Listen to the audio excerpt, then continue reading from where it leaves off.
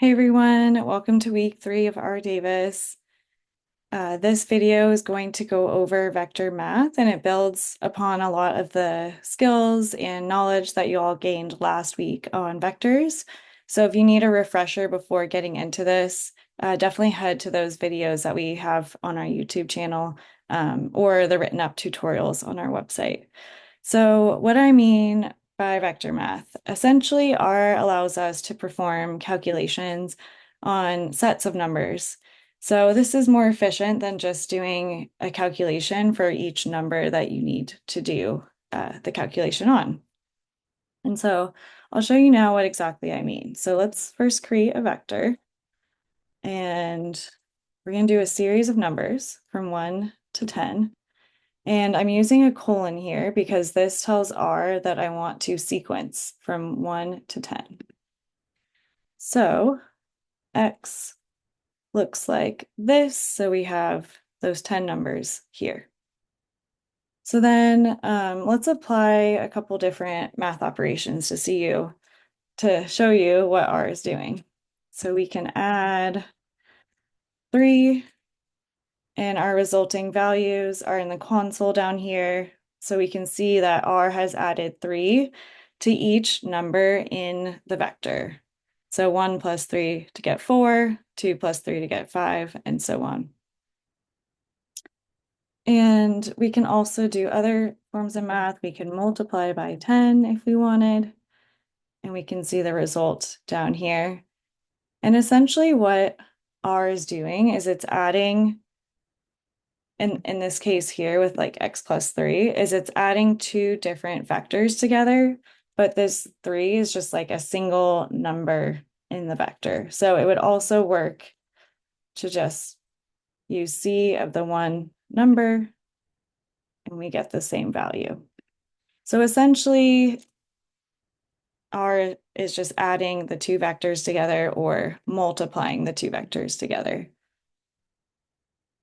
So let's show an example of what it would look like if we had two vectors of the same exact length that R was trying to add together. So let's create another vector called Y, and this time we're gonna sequence 100 to 109. Let's just take a look at it. So we have 10 values ranging from 100 to 109. So when we add them together, R gives us this output where we can see it's 100 plus 1, 101 plus 2, and so on and so forth.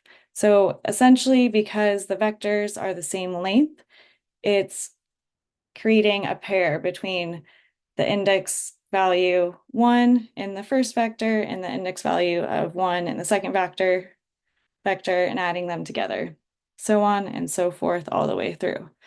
And so one way to see what this kind of looks like is we can use this function called cbind. And let's just pull all of the vectors into this. And in my console, I have this list of vectors. So we have the x vector, the y vector, and then what they add to. And because they are the same length, they line up really well. But what about when you have different lengths? Let's see what R does. So say we have a vector called Z, and it ranges from 1 to 2. So there's two values in Z. Oops. So 1 and 2. So just think about in your mind before we run this, what do you think the output is going to be when you add X and Z together? So let's give it a shot. Okay, so our output is kind of interesting here. So it's 2, 4, 4, 6, 6, 8. And essentially what R is doing is because Z is a different length than X, it repeats through each number in Z until it has a number available for each number in X. And so what I mean by that is if we do cbind again, we look at X, Z, and then X plus Z, we get this output where we have the original vector X, the vector Z, and we can see that R is recycling the numbers 1 and 2 until it has populated all 10 index values of X. And then the resulting value is the summation of the two vectors together. So this term of recycling is really important. And it can also comes up in a lot of different ways. So we were sort of hinting at this last week when we started talking about subsetting and indexing. And so this is just kind of the basic mechanism behind what R is doing. So if we, in this case, 2 is like a perfect multiple of 10, and so it was repeated exactly 5 times. But what if Z was actually 3 numbers? Let's say it was 1 through 3. What do you all think R would do then? We can look at it this way. So we actually, first off, get a warning message. It says in X plus Z, the longer object length is not a multiple of the shorter object length. And that's essentially because 3 is not a perfect multiple of 10. And so then it says in cbind, number of rows of result is not a multiple of vector length. So kind of a similar warning to the one before. And so what R does is because it's not a perfect multiple, it will just recycle Z the amount of times until it reaches 10. And so in this example, we have just 1 and then it finishes. So it goes 1, 2, 3, 1, 2, 3, 1, 2, 3, 1. And this is the resulting summation.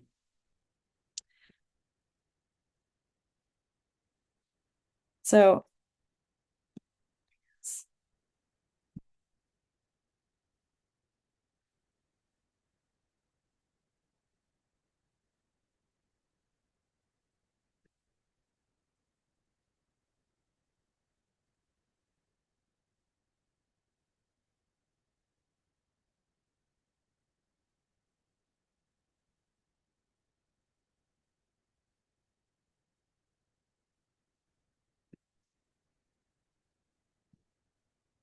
let's also see what happens if we try to save the two vectors. So we'll add X plus Z and call it A.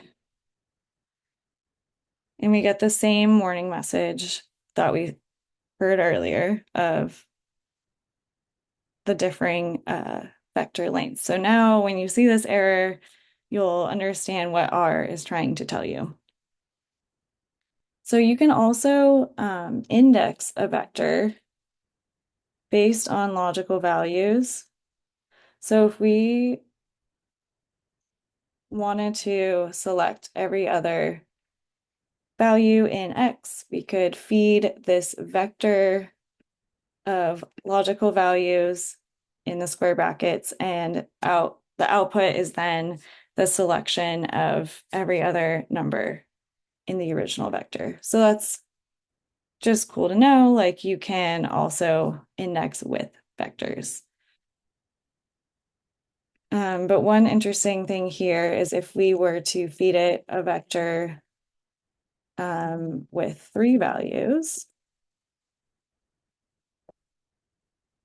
So when we added a vector Z with 3 values, remember R told us like, hey, these are different lengths, be careful here.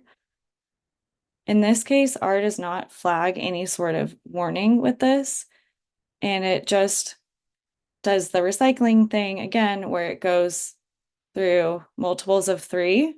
So in this case, 1, 4, and 7 are the first of the multiples of 3. And then it also spits out 10 because it recycles the vector that we've put inside of it.